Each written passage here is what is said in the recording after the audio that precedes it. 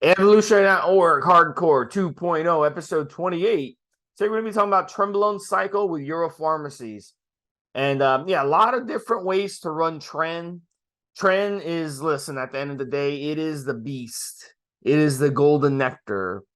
It is the steroid that you try to work your way up to over time. And once you get there, you're at the top of the mountain. You got nowhere to go but down after you use Tren. So this is why one of the reasons why we say don't use Tren when you're new to the steroid lifestyle. It's one that you got to work your way up, because once you get there, you're not going to want to go back to using other steroids. You see what I'm saying? So we're going to get into that in this podcast. We're going to tell you the history of Tren. We're going to talk about best thing that it's used for. We're going to talk about the side effects. We're going to talk about how to stack it and dose it. And we're going to talk about why EuroPharmacies Tren is really good. We're going to talk about the different options that they have that you can go and buy from them. And it's a really, really good quality, high quality, clean Tren that you can buy from them. So we're going to get into that a little bit. But first, let's get into the history of Tren, Mobster. And I'll bring you in on this one in a bit. But let's talk about what we're the history behind it. So first released in the cattle industry in 1980s under the name Finajet, contained the short-acting ester acetate. And the reason they want to use Tren in the cattle industry is to make the cattle weigh more, to beef them up before. So this way the farmer can get more money. Now, Trenhex was first came on the human use by Negma out of France. And that was a pharmaceutical brand designed for bodybuilders. And in 1997, they finally discontinued the product because, they didn't want any of the heat. So since then, you can't find human grade Tren anymore. So now to get Tren, you've got to go to the black market, underground labs that produce it, and you've got to obviously make sure that you're getting good quality Tren.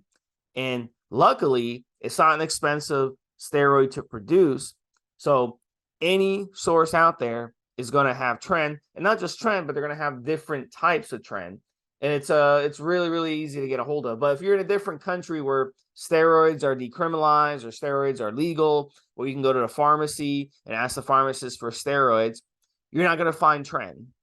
You're still going to have to buy it underground. You're still going to have to buy it to the black market, because no pharmaceutical company produces it anymore, you see. So that was it. So if you were lucky enough in the late 90s to have some Trebolone hanging around that you had saved, that was really, really something that was in high demand. So bodybuilders, what they started to do, rather than pay the high prices for that pharmacy grade Trebolone, which is the stuff of legends, by the way, they started extracting the Tren acetate hormone from cattle pellets sold under the brand Phenaplex H. And the pellets were not meant for humans, but as cattle implants to be punched behind the animal's ear with a pellet gun. So they use solvents and filters to extract the hormone from pellets into a vial of injectable oil. And we still see guys doing this today. And, these are guys that are wannabe chemists, and they'll do this right from their home, and they'll make Tren at home from the actual Tren, from the Phenaplex H. So look, at the end of the day, it's reputation. We talked about on other podcasts about the change in bodybuilding, Mobster, from the 80s to the 90s. And one of the big reasons why bodybuilders started blowing up and bodybuilding and powerlifters started shattering records was because of Trebolone, aka Tren. And this is one of the reasons that has changed. So it's very, very important historically for us to talk about this, so you understand why guys in the 70s and early 80s were winning Mr. Olympias and they were 195 pounds. And then you had the Lee Haneys and the Dorian Yates and the Ronnie Colemans and the Jay Cutlers come on over the next 10, 15 years. And these guys weigh close to 300 pounds. So how did human beings evolve that quickly? Tren. Tren is I can point to Tren and say, yeah, Tren had a big part to do with that, along with HGH, along with some of the other steroids that guys started using. And that was a big reason why. So Tren, look, it's the beast. It's the beast of all steroids. And you talk to anybody from the 90s who's lucky enough to use that pharmacy grade parabolin, and they say, wow, this stuff is amazing. But look, at the end of the day, today you find a good, you find a good lab that can produce high quality Tren, and there's going to be no difference between what they used to use in the 90s and what they use today. So they've done a really good job of producing a really high quality Tren. And look, the results speak for themselves, Mobster. I mean, look at who's been winning Mr. Olympia the past few years. These guys are absolute monsters. Just Google Big Ramy and look at what what bodybuilding has become. So that's proof in itself that Tren is still very widely used, even though it hasn't even been legal or hasn't even been pharmacy grade in 25 years plus. So, Mobster, what are your thoughts on the history and how it has changed bodybuilding with Tren? Yeah, so I'll give a little bit of background on the whole veterinary steroids thing, and we've actually seen this mentioned, funny enough, on one of our Oz forums, and the veterinary thing's kind of amusing. It's difficult to get hold of now, but back when it was easy, you could literally contact a veterinary supplier, and they have like bags of steroids. What do I mean by that? For example, we've talked about in bodybuilding purposes, in PED purposes, a 10 ml vial. They have 100 ml vials, Steve, but the dosage per milliliter tends to be a lot lower, and then the cost is a lot lower as well. So the guys go, "Oh, this is amazing! You can buy a 100 ml bottle, blah blah blah." Yeah, but then, for example, it won't be 200 milligrams, it won't be 300 milligrams, it'll be 100 or it's 50. And then, of course, we've talked about stuff like this, the sterility issues. I've been involved in the meat industry and had the conversations with a QC who'd been to the abattoirs and talked to how the animals were medicated. As an example, Steve, they use, it's supposed to be, and this is back in the 90s, as you said earlier on, supposed to be one needle per 10 animals rather than one needle per injection, as we would talk about. So it's stuff like that. So, and then again, the sterility issue again, because of the solvents, you got that wrong. It stung like fuck. It's bad enough with PIP on certain anabolic steroids as it is. Can you imagine doing it and you've still got the solvent in there stinging you like a bitch and whatever else? So it's, and again, I can almost understand why some of these guys do it, but you're talking about filters and solvents and God knows what else. Guys, the work has been done for you. The sterility is more or less guaranteed. The quality is again, 5 years, 10 years ago, Steve, we would see differentiations in color and people saying, the darker the color, the better the Tren, and so on and so forth.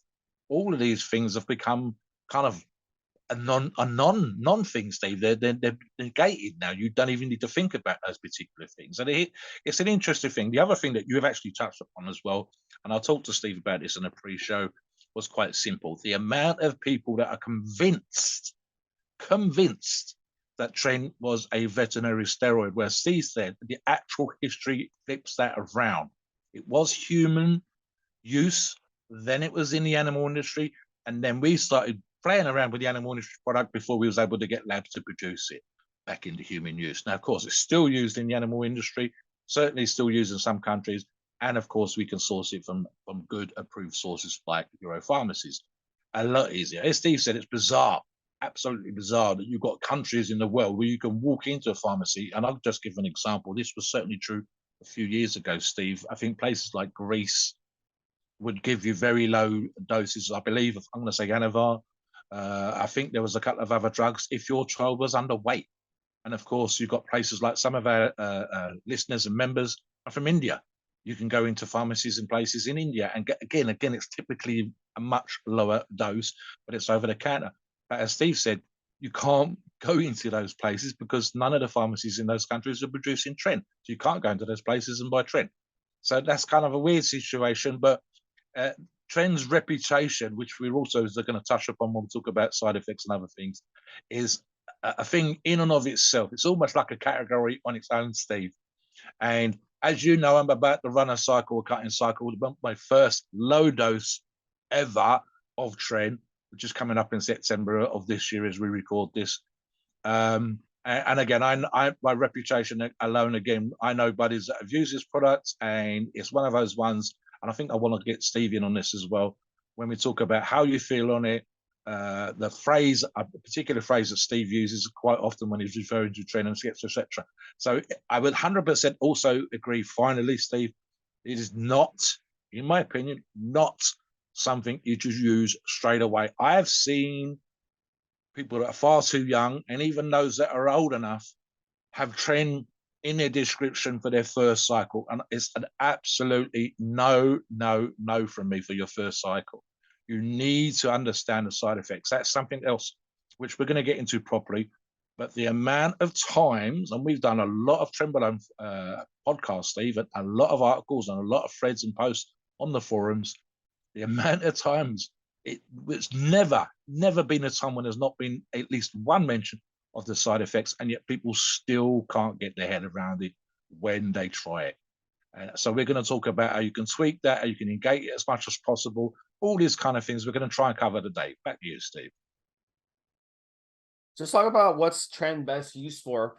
And look, I've seen people on forums like just this mentality of, well, my way is the only way you can run Tren. So I've seen people run Tren and they've eaten fast food, they eat like shit, they don't sleep good on it, they just go and train and just eat whatever they can. Cheeseburgers from fucking some fast food joint, and they absolutely get ripped and they get strong and they get huge.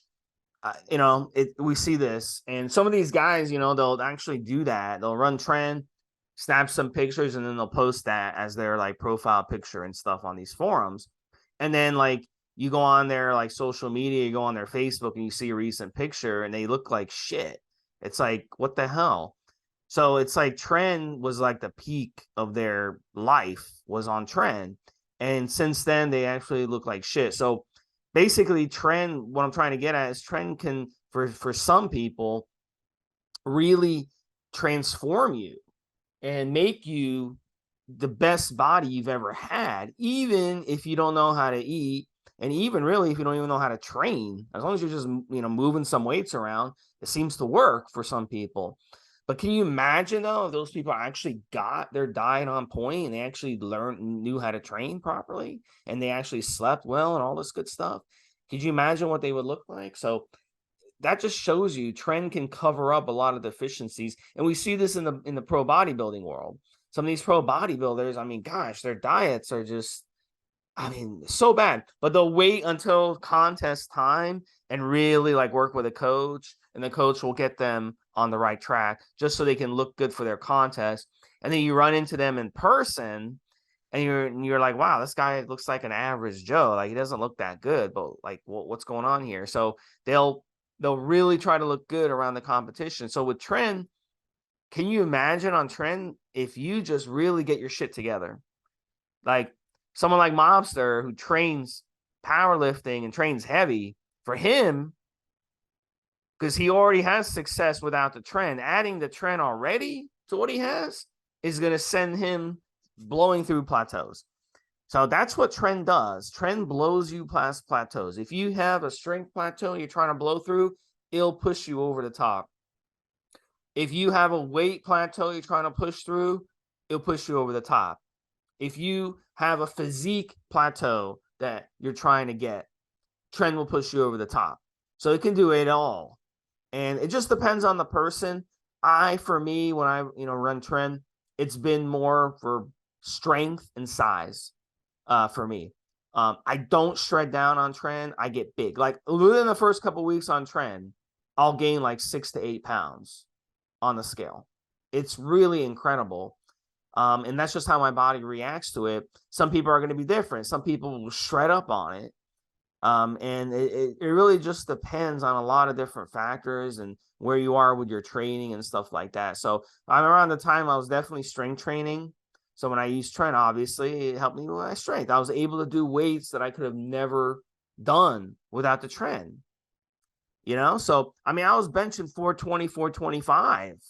Before Tren, I was benching, I would say 330, 340 area. So I was able to put on like about 70, 80 pounds on my bench press after a couple Tren cycles, back to back. So would I have been able to do that without Tren? No. But you know what ended up happening in the process? I blew out my shoulder. So you got to really, just be aware of that. So sometimes it's a curse. It's not a blessing.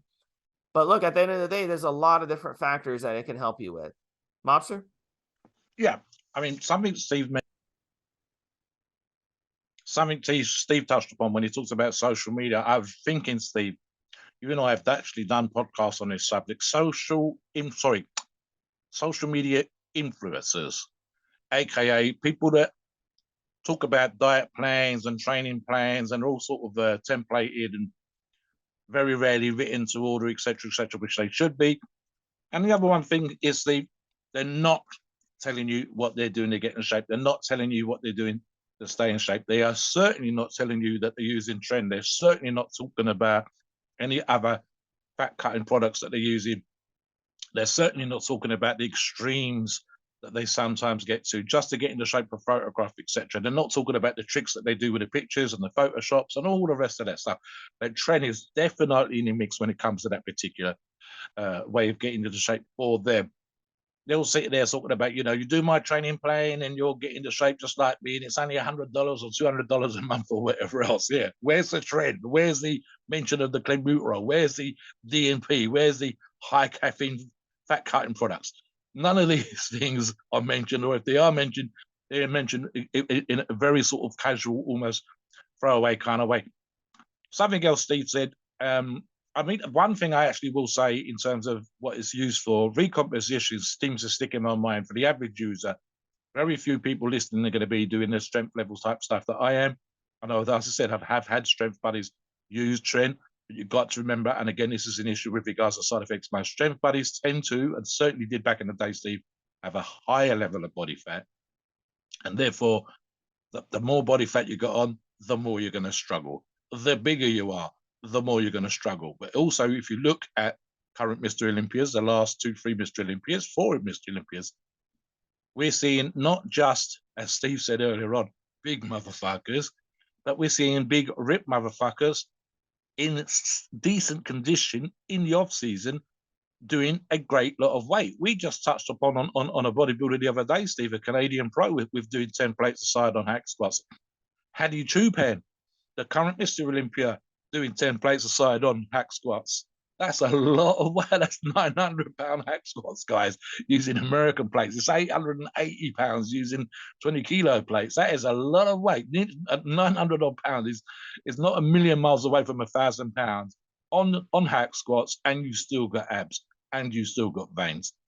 So there's the kind of thing that keeps it out there. The recomposition, and this is because I like to mention this from time to time. We love to talk about and focus on the professionals, but these are freaks. These are extremes. They're the outliers. So the typical listener, it's a recomposition thing, I think, more than anything else. Like Steve says, and I agree with it 1,000% when he said it earlier, you can get away, and I don't want to encourage this, but you can get away with being a little bit sloppy. Now, again, freaks, those people that have that kind of disposition will respond to PEDs better than the average Joe. So some can get away with more. But the rest of you, it comes down to that line that Steve said, and I agree with this 1,000%. If you can get away with a little bit on Tren, imagine how much better you would have looked, how much more cut, how much more in shape, how much more stronger you'd have been, how much more muscle you would have added, like Steve talking about, if you'd have done everything on point. This is why we encourage diets to be 1,000%. This is why we want your training to be on point. It needs to be, and the results will then be that much more spectacular. Hell, guys, if Steve was sloppy, and I don't think Steve's that kind of person, and gained 6 pounds, could he have gained 7 pounds or 8 pounds if he'd have been 1,000% on point, doing his training absolutely fucking crazy stuff? So yeah, what do I think the typical listener is going to be doing, Steve? Recomposition, gaining muscle and losing fat, that sort of miracle thing that's very difficult to typically do, hitting it hard in the gym, the aggression levels. I think Steve touched upon this, and I want to talk about that as well, Steve. And again, specifically in the side effects, I'll get Steve to go into detail then, but he's called it a relationship killer. So there's a tendency, and I think there's only one other drug that I've actually discussed in the past that perhaps can change. I don't believe roid rage is a thing that's never actually been proved legally, but the let's just say the hint of aggression, the level of assertiveness, it can go up a little bit on testosterone from a lot of people, but with trends are a little bit more against Steve. So there's a thing there. I think you kind of, you're going to feel like, you're pushing the pedal down, you're going a little bit faster in your body, things are working a little bit better. There's a kind of edge and an intensity to your training that I think that tiny extra added, and it's only 1 or 2%, Steve, but you'll feel it again above and beyond what you might feel on testosterone with Tren again, so to speak. So yeah, keep that in mind, guys. I think, as I say, recomposition for the typical user, a strength athlete like myself, I'm doing a cut, as I say, so I'm going to be looking to get leaner just for a month, just to see what the hell happens, get the stomach down. But the one I'm actually following that up with, ironically enough, will be a bulk after a decent little bit of time in between. But I'm actually going to do at least one lift in the middle there during the cut where I'm going to try and get some serious numbers. Like I said, I've never used Tren before, so it'd be very interesting to see how I get on. Come on the forums and check that out. And if we see that the Mobster does well on Tren, then what the hell, guys? You never know how you're going to get on as well. Back to you. So let's get into how, all this stuff about Tren. And what is it? What is it all about? What's the method to the madness of how Tren was created? So it wasn't by accident. It's part of the 19 Nor family of steroids. It's a modification of the 19th position. And another 19 Nor that you may know about is nandrolones, and that's decadurabolin and nandrolone phenylpropionate, NPP. But those were structurally made differently. The nandrolone is very mild, okay? Trenbolone is not. So we can just look at the ratio, the anabolic to an androgenic score, and it's 5 times more anabolic and 5 times more androgenic than testosterone. So that's not something they did on accident. They wanted to create something that was really, really, really powerful. And look, it's all about chemists. They're playing around with these hormones. They're coming up with different hormones. They're messing around with them. And this happened to be the situation where they came up with something that they wanted to have a ratio of 500 to 500. And testosterone has a ratio of 100 to 100. So they wanted it to be 5 times more powerful. Now, I talked about this on the forum. I talked about this on the other podcast Mobster has as well. Just because something is on paper, a certain ratio, doesn't necessarily mean it translates to real life. So, does it mean that you're going to get 5 times the gains on Tren as you would testosterone? Doesn't mean you're going to get 5 times the strength as testosterone. No, I mean, that's not what it means. But basically, it's definitely a hell of a lot more powerful than testosterone. Whether you want to say that you're going to get twice as much gains or whatever, it depends. Everybody's going to be different. I mean, we can't just say in real life it doesn't work like that.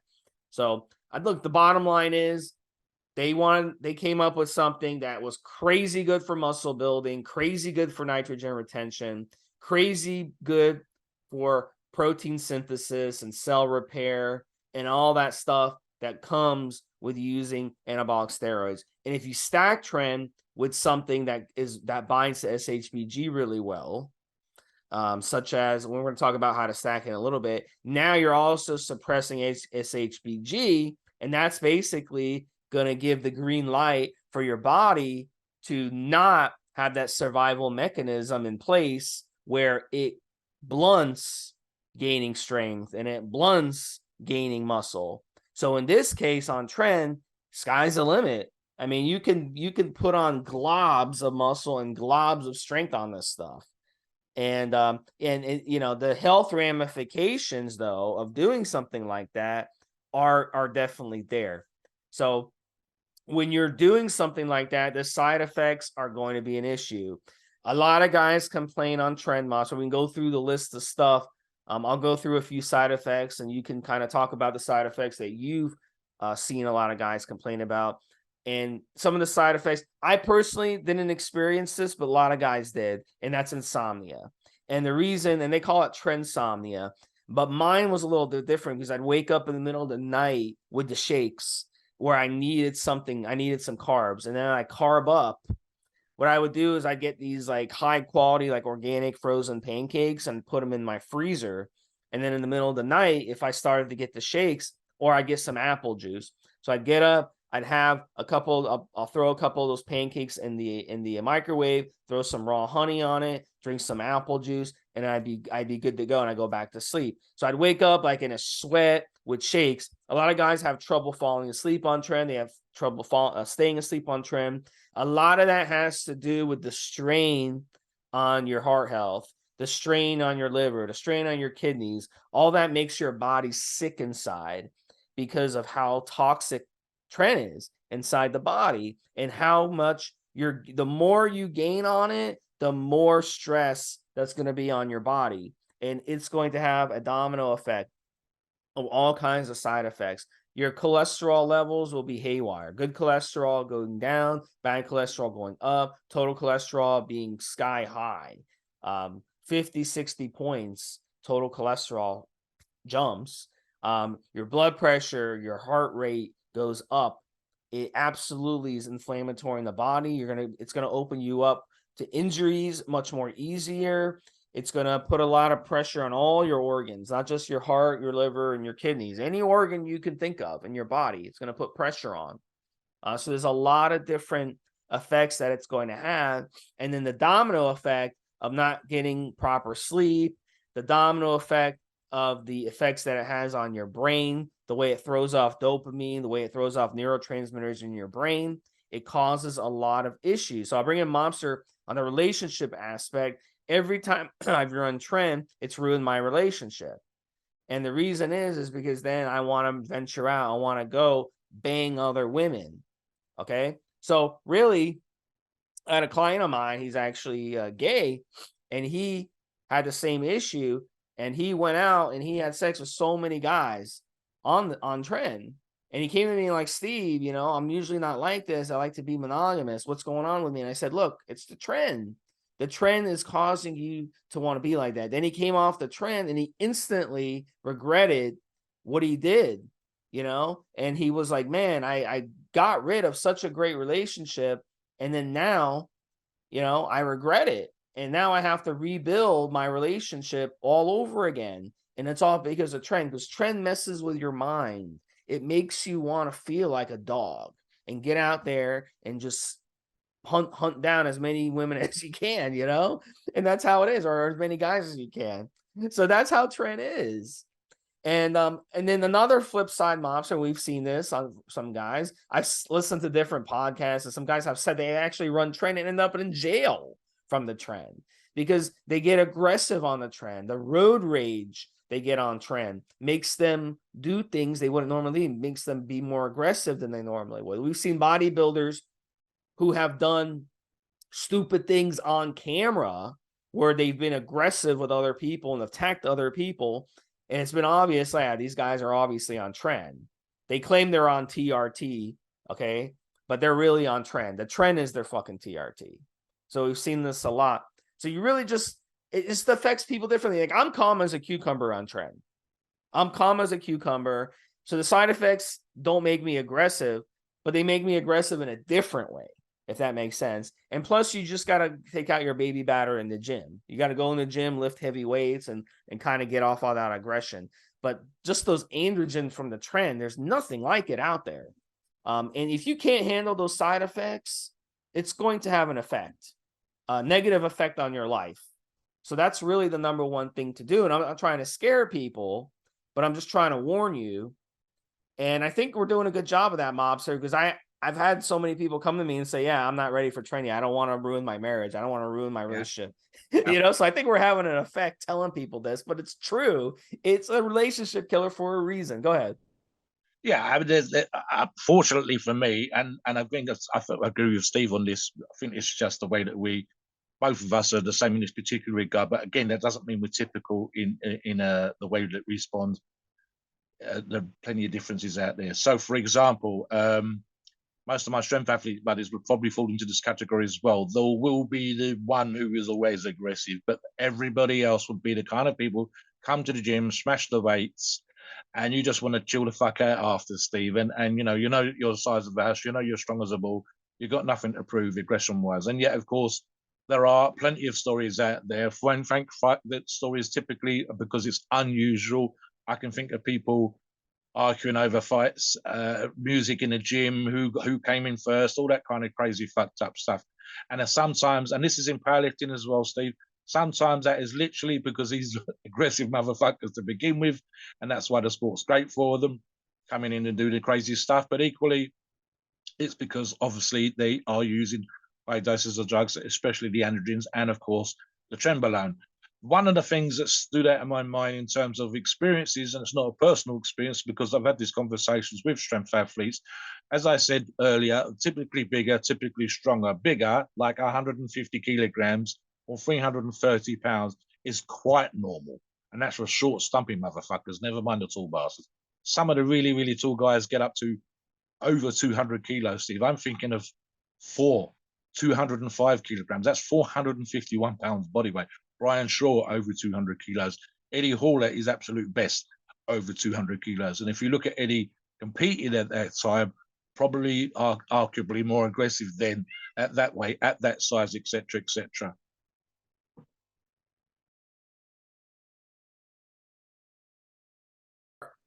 Yeah. Yeah, so the number one thing that seemed to be an issue with the guys, bearing in mind they will have a higher body fat, is the so-called Tren sweat, Steve. So stories like, and again, it's because they kind of knew that there was going to be an issue, but they hadn't anticipated, even at their level, just how bad it was going to be, was having to change a T-shirt if they went to bed, even on a cool English night, British night, sweating so badly that they had to get out of bed and change their T-shirt. And the worst examples, especially if we had a warm evening, was having to get out of bed and change the sheets. You also had the girlfriends complaining, even if the person was mild-mannered, that it was like sitting next to someone who's heating up, Steve, in bed. So not only have you got this pool of sweat, this great big 150 kilo, 330 pound sweaty monster next to you, but the heat was radiating off of them because of the thermogenesis, because of the metabolism going into overdrive, as it will do on any sort of anabolic androgenic drug, but especially so on Tren. Other ones, Steve, and we can talk about mitigating some of the side effects here, would be the Tren cough. And this literally is you just given yourself an injection of 1 mil, 2 mil, 200 milligrams, 300 milligrams, whatever, and immediately find yourself coughing. And again, it's one of those things that's going to set you off sweating just standing there. And for some users, especially new users, a Tren cough can almost set off an anxiety issue. So it's again, what have I done? Have I nicked an artery? Have I nicked a vein or whatever else? In reality, Tren cough in and of itself is a thing specific to Tren. And then you've even got stuff like, which I'm just reading from the article that we're going to associate with this podcast, dark colored urine. So and this is a silly little thing in and of itself. Tren has a color, typically golden, and it can vary in coloration. And of course, that's because of the Tren itself. Now, that will also have an effect on your urine, on your pee. But also, and I think I want to touch on something that Steve mentioned earlier on, and this is kind of obvious, guys, but sometimes it needs to be said. The more potent, and in this case, 5 times more potent and anabolic and androgenic a drug is, the more likely you're going to have an effect. I touched on this earlier, Steve. If it's like the difference between having black pepper on your food and a chili. It's just going to be on another level. Something that's much more stronger, that's much more stimulating. In the case of the example I just given, one is just going to give you a bit of flavor. The other one might make you sweat like a motherfucker. And that's how much more potent, how much more stimulating the second is compared to the first. Well, the same thing applies to a really potent, 5 times more potent than a base testosterone. Why would you expect it not to have an effect? Literally, guys, and I've used this analogy before, any drug that puts pounds of muscle on you over and above, and in comparison to, say, something else, Any drug that's going to make you that little bit more aggressive if you're predisposition to aggression, any drug that's literally making you sweat when you lay in bed has to be more powerful. So it's the same thing with whether it's a painkiller, it's the same thing whether it's a kind of stimulant, and it's definitely the same thing when we're talking about anabolic and androgenic drugs that are that much stronger than anything else. There's other thing. I've got one or two more, Steve, and these are rare, guys. So it's not something you're going to see in all users. And again, like I said, we'd like to talk about on this podcast a typical user, but some, Steve, users find an inability to reach a climax during intercourse, and sometimes even worse, guys, total impotence. Now, again, that's rare, as is gynecomastia. Again, rare amongst users of Tren. You have to be predisposition. She's talking about 1 or 2% of users in that particular regards. Something else, Steve, as well. I want to touch on this because it's something you and I have discussed on other podcasts. This decreased ability to do cardio. In other words, your endurance goes to shit, as to put it crudely. So one of the things, for example, with my upcoming cut is I'm going to try to make sure that I'm getting a certain number of steps. It's just that much more difficult, as Steve's talked about on other podcasts when we talked about Tren, to keep your cardiovascular ability where it is. It tends to decrease during the cycle. So it's that much harder for you to keep doing the steps, to keep going out running, keep playing whatever sports it is. That's great for your heart health, for your cardiovascular health. Touch upon that, Steve. Yeah, there's a couple different things. So yeah, definitely is the cardio killer. And there's really, not much you can do on Tren when it comes to cardio except go into cycle and peak shape. So what I like to do before I use Tren is I'll do a lot of running. I'll go to the park and just run around the park like for like 30 minutes, 40 minutes, put in a few miles, really get my my endurance up. This way, when I go on the Tren, it kills my endurance. So if you go into the Tren cycle already with shitty endurance, and what do you think is going to happen? So we've seen guys, pro bodybuilders, end up with blood clots and these types of issues. They're so fucking huge and muscular, and their heart health is such shit that of course you're going to get blood clots. And this is, you've got to keep in mind, if you go into a Tren cycle with bad heart health, you're going to really open yourself up to problems in the short and long term. So you don't want to do that. When it comes to Tren cough, I'll give you a couple tips for Tren cough, which will help. Now, Tren cough, what it is, you'll inject and you'll feel something coming on where you can't breathe. And what ends up happening is the first time it happened to me, I had already done my research. I knew what to expect. I didn't panic. So I was injecting. I started feeling it coming on, the Tren cough. So I pulled out the plunger and I basically got on my hands and knees and I just coughed for like 30, 40 seconds straight, where there was like phlegm coming out of my mouth, coming out of my nose. It was horrible. It was just the worst cough ever. And it's basically where your lungs, somehow the Tren kind of irritates your lungs. So it'd be like walking into a house that's on fire. Same thing. The smoke is going to irritate your lungs. It's the same thing that happens. So you just got to remain calm, let it go through. But one of the couple of ways that I found that really lowers your chance of Tren cough is injecting shallow. So injecting a small amount of Tren with a tinier needle and only going half an inch, where you're barely like into the muscle. Now, obviously, when you do that, you open yourself up to abscesses and scar tissue issues and stuff like that. But it will cut back on the Tren cough because you're not going so deep inside, where you hit a blood vessel and a little bit of the Tren gets in the blood vessel, which travels into your lungs, and you get the Tren cough. Another thing, too, is diluting the Tren with another steroid. So that's going to lead us into the next topic, which is stacking Tren and how to dose Tren. So one of the ways that I've always, seen with Tren, where guys will dose it, about 350 milligrams a week seems to be the average dose. And the reason is 50 milligrams a day of Tren Ace would come out to 350 milligrams a week. So that just makes sense in itself. Or you could do 100 milligrams every other day, and that would come up to 350 as well. So that seems to be the average dose.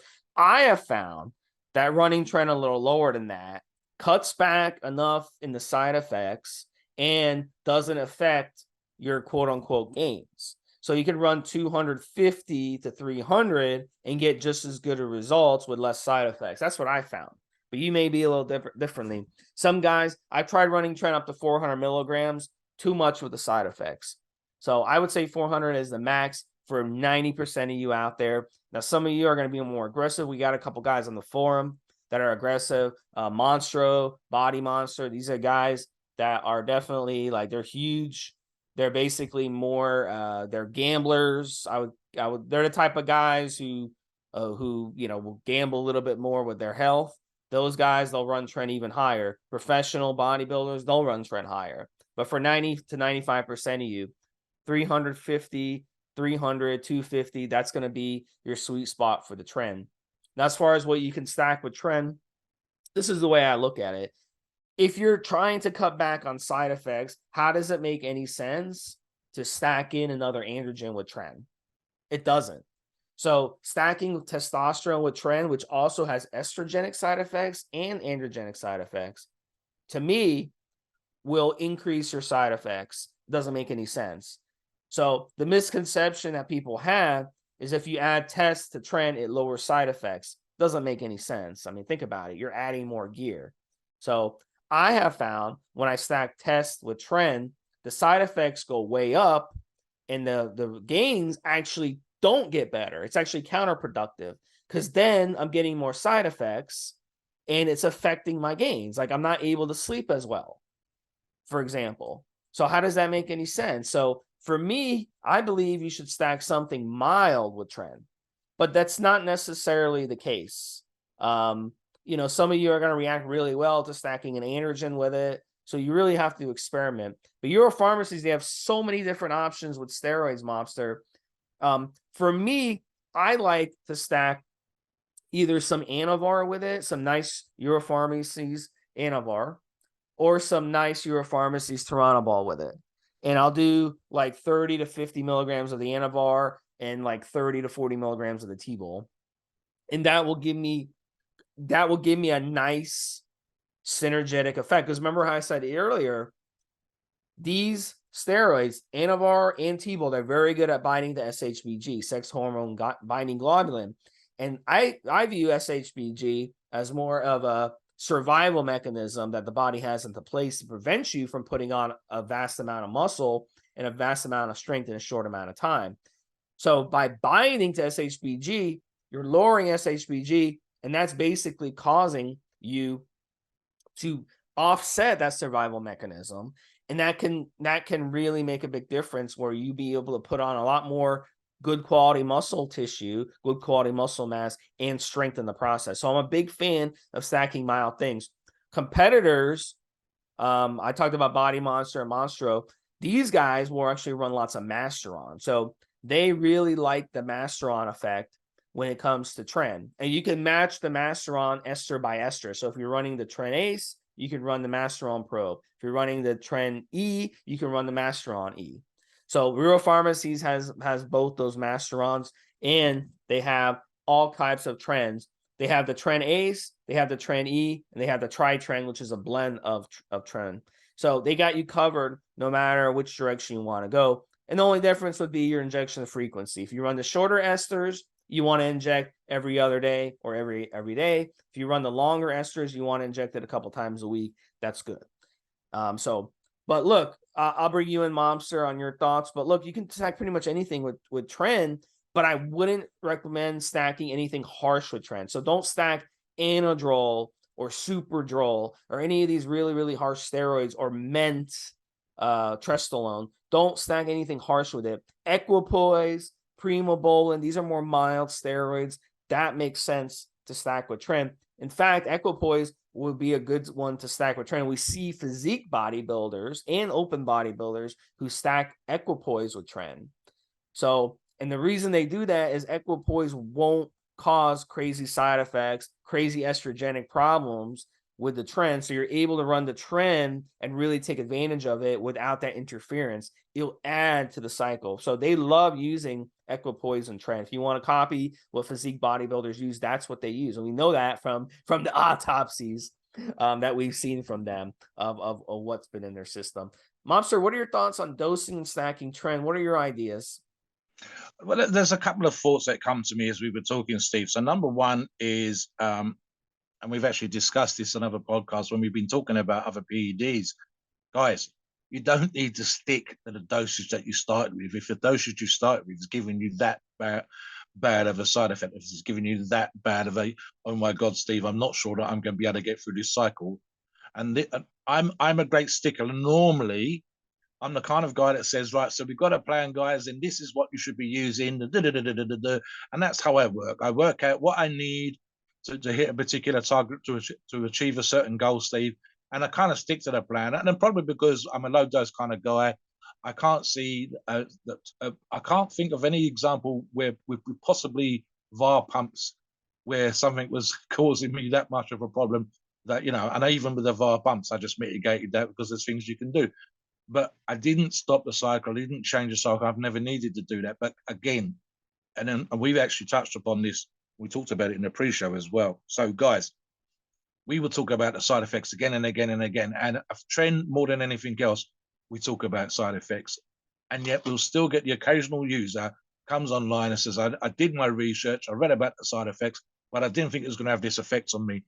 Now, this is the one time, and again, it can actually be done with any cycle, but it's the one time I will step in and say, oh, you know what, I agree with the guys, cut back, lower the dose, bring in something like Steve says with VQ, especially if it's in the first few days, first week, 2 weeks of a cycle, because it's that much easier to change and then press on and finish the cycle and hit the target, etc., that you originally started the cycle with that in mind for, Steve. It makes sense. It doesn't make sense to be coughing all the way through the cycle. It doesn't make sense to be having anxiety. It doesn't make sense to, for example, as another side effect, to have those horrendous dreams that some users get. And again, that would disturb your sleep.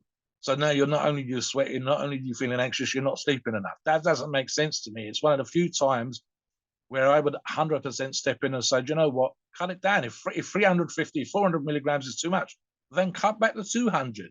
You're still going to get some effect. You're still going to get some of the benefits from any other drug that you've stacked it with at the same time. You just don't have to be, 300 what I planned. Well, go back to 250. And we've actually seen this happen. We've seen users go with the suggestion, lowering the dose a little tiny bit from 300 to 250, from 250 to 200, and now they can manage it. With regards to the users, and I'm actually thinking of competitive athletes as well. Well, in fact, Monstro is a competitive athlete in a particular example. They are outliers again. These guys are vascular pretty much year round, ripped pretty much year round. And it's not just because the drugs are doing, it's their genetic predisposition. Notice that I said earlier on, if you're leaner, the side effects are that much easier to manage. But then if you're carrying any kind of level of body fat, so really you want to be, as Steve said earlier on, in cardiovascular condition, because you're going to lose some of that on the Tren cycle. But also, it's a less body fat, the better. So, if you're 25%, forget it. And then we've actually seen this a couple of times, Steve.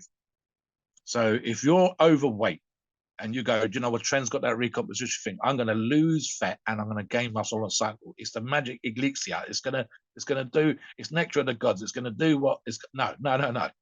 Please don't use it if you're out of condition. Please don't use it if you have terrible problems with blood pressure or any kind of heart issue. And please don't use it, especially if you're 25 or 30% body weight. I honestly, Steve, we almost talk about, and this applies sometimes to a drug like Tren, kind of getting in shape for Tren. And that's just literally upping your cardio, getting your blood pressure under control, eating more cleanly, and then introducing the clean as part of a cycle. So these are things like that. Another one might be, and this goes for the night sweat, Steve, hydrate. How many times are we having these conversations on the forums when guys are asking, talk about experiences and stuff like that, and we are not asking them where they live in the world. We're not talking about the weather conditions where they are and so on. So, if you've never used Tren before, do you really want it to be like one of the hottest days, hottest weeks, hottest months of the year? No, you really don't. You almost want it to be like the spring and the autumn, Steve, before we get into the heat of the summer. So there's things like that. And something I want to touch upon just to clarify things as well. So again, typical user versus competitive cycle. And we talked about Monstro and Body Monster being those kind of outliers, lean, ripped, vascular, pretty much in shape all year round. The same thing applies when it comes to the difference between a typical user cycle and what we would stack it with, as Steve touched upon earlier on, and a competitive cycle. A competitive cycle can easily be, Steve, and I suspect this is very much the case when you look at bodybuilding videos by Olympians that are going to go into the Mr. Olympia competition. Pretty much everyone talks about the 16-week mark. In reality, they're probably using something else at the 21-week mark, and then they kind of change from whatever they're doing in the off season, adding strength, etc., and then they introduce the competition cycle, the competition stack. Now that can take multiple stages, and drugs can come in and be taken out. And we've actually touched upon this multiple times. Tren in a Olympia competitive cycle would probably be on the order of 1 gram a week, occasionally more. Is that good for you, me, Steve, the other average listener? Absolutely not. It's fun to talk about, guys, but you aren't, unless you're very, very lucky, under 10% body fat all year round, vascular as fuck all year round, and competing on stage once, twice, 2, 3 times, sometimes more often through the year. In reality, average Joe weighs 180 pounds, Steve, 5.5 foot tall, 5'6", 5'7", 5'10", maybe 5'11" nowadays. Shouldn't be doing that kind of stuff. So there's that. Let me touch upon something else, guys, because it's a super duper part of this. And this is the reason why we talk about Euro Pharmacies. So I've actually got 2 companies' products here on my desk, in my desk drawers, etc. And Euro Pharmacies is one of those companies. So both Steve and I have used Euro Pharmacies products. I've used them multiple times, it has to be said. So why are they such a great source? Okay, number one, and this is a super duper important thing. We like a long history, meaning that they've been around a long time when it comes to any approved source.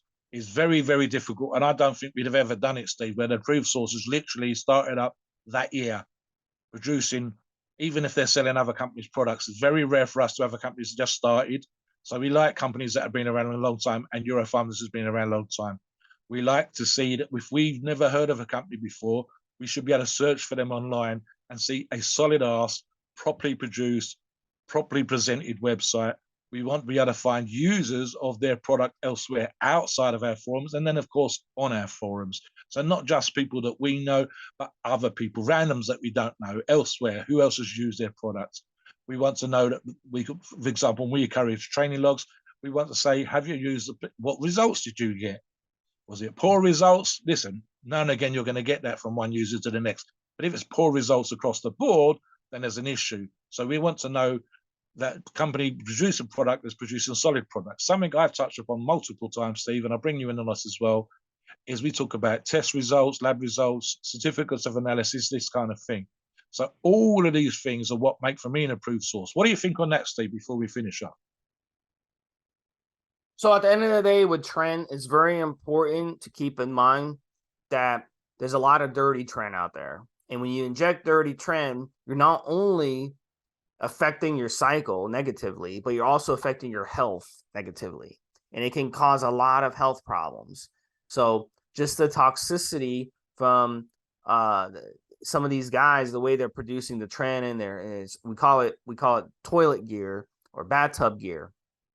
And that's what it is, because they produce the stuff in their shack or in their trailer in the middle of nowhere. And right next to where they're producing the Tren, they're producing other drugs.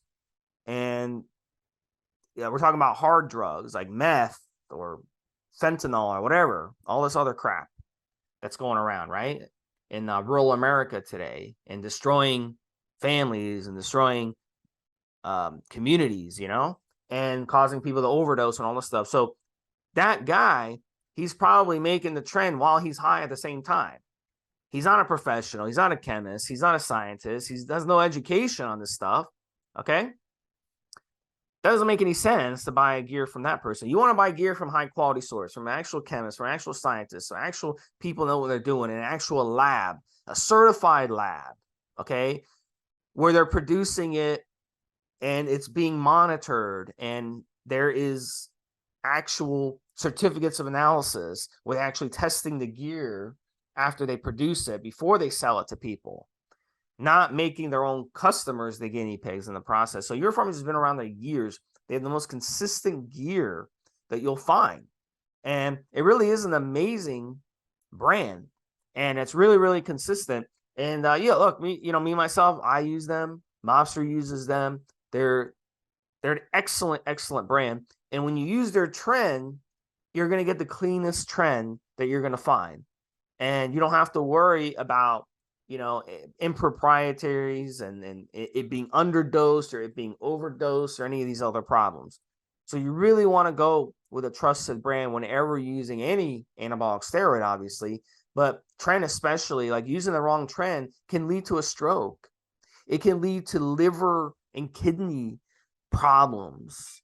Okay. So please, always be careful where you're getting your gear, but especially your Tren, because this can really cause some serious issues. Mobster? Yeah, dude, I'm just looking at. I've actually got a product of theirs on the desk, and I've just looked at this, Steve. This is a silly. Sounds like a silly example, guys, and you wouldn't think this was a big deal. But let me explain something. So they're quite proud of their labels, and why are they proud of their labels? Because if you look on their label, Steve, there's a little tiny blue triangle up in the top right-hand corner of the label. There's a sort of holographic cellophane on the top. These are expensive. If you pick on that blue corner, you can peel the top label off, and there's another label underneath. And the label underneath, what do I mean by all this stuff? It's super expensive. We touched upon this when we were talking about another product recently, and I said, look, if I'm going to spend hundreds of thousands of dollars, hundreds of thousands of pounds, hundreds of thousands of whatever the domination is for where you live in order to produce a product, and then I'm going to spend the same again on labels and holograms and stuff. Holographic labels are a pain in the arse, Steve. Producing individual batch numbers, used by dates, manufacturing dates, etc. Authorization codes where you can go on and check, is this a legitimate product produced by Euro Pharmacies? Is it a copy from someone else? If someone else wanted to copy their product, they're going to have to spend an enormous amount of money just to get the label right. And just to get the boxes right, just to get the authorization codes right, just to get all of these things are really, really difficult. And it's a sign for me, again, of a company that's taken pride in its product. That has actually said, you know what, we want to fuck any company that tries to copy our product off. We don't care if they're producing something that's got the same colors. We don't care if they've got something that's got, say, EP on the label, it can mean something else. What we want is that you pick up our product and trust it. That you can see the time and effort that's gone in just to put in the bottle, the vial, the ampule, whatever, together, the box, the holograms, the way it's designed, etc. The fact that you can peel that label off to see underneath. I bet you the copy, Steve, don't have that. So it's things like that. And it doesn't matter whether it's EuroPharmacies or another company. These things take time and effort. And again, if you're going to produce this in mass quantities, it's incredibly expensive. And trust me, EuroPharmacies is worldwide. It's literally domestic market in America is big. The European market is actually slightly bigger, Steve, in terms of the sheer numbers. And EuroPharmacies is worldwide type product. So to produce this and have this quality and level going all over the world is super, super important and really, really difficult. So that's, again, Steve and I have used it. I've got them and one other company's product on my desk. That's it. There is literally no other company's products on my desk that I'm using, and I've used EuroPharmacies multiple times. So definitely Mobster approved, definitely Stevesmi approved. Please note, we are not doctors and the opinions are ours. It is our view and based on our experience and views on the topic. Our podcasts are for informational purposes and entertainment only. The freedom of speech and the First Amendment applies.